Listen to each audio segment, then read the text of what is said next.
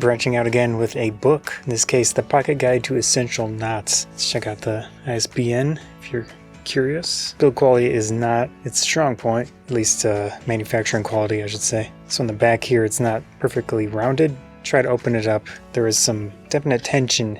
Materials, types of rope, how to use this book, overhand knot. You can take a look and see if your knot of choice is in there. Introduction. Today's high-tech world can be solved almost any problem through the internet, but some things may be harder to find. Convince people that a book like this is handy. Knot tying materials. I've got some illustrations going. 3 and 4 strand pairs for types of rope. Braided. How to use this book. Assuming it describes all of the visuals. Let me start with the overhanded knot. That makes sense, looks pretty easy. Then further details on how it can work. Nice simple graphics with extra text to help you out. And you can see they use different colors here to make it easier to decipher which line is which. That's a smart idea. I could see this being useful for a lot of things. The book is relatively compact, which is the point.